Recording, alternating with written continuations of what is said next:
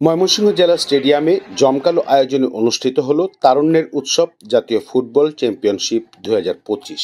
বিকালে প্রতিযোগিতার উদ্বোধন করেন ময়মনসিংহ জেলা প্রশাসক মফিদুল আলম। উদ্বোধনের পর মাঠে নামে স্বাগতিক ময়মনসিংহ জেলা ও মানিকগঞ্জ জেলা।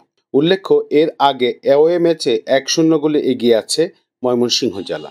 শুরু থেকে আক্রমণাত্মক ফুটবলে প্রতিপক্ষকে চাপে রাখে স্বাগতিকরা।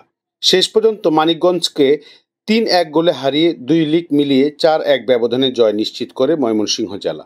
ম্যাচ শেষে জেলা ক্রীড়া অফিসার আলামিন বলেন, আজকের জয়টা দলের জন্য অনেক গুরুত্বপূর্ণ ছিল।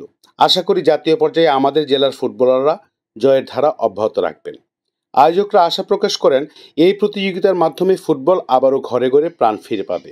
জাতীয় চ্যাম্পিয়নশিপের উদ্বোধনী আয়োজন আর মাঠের খেলায় সমানতালে মাতল ময়মনসিংহ। আজকের খেলায় ম্যান অব দ্য ম্যাচ হয়েছেন ময়মনসিংহের ফাহাদ খান। আনন্দিত ও উচ্ছ্বসিত হয়েছে উপস্থিত দর্শক। Abul Mansur, Asian TV, Mymensingh.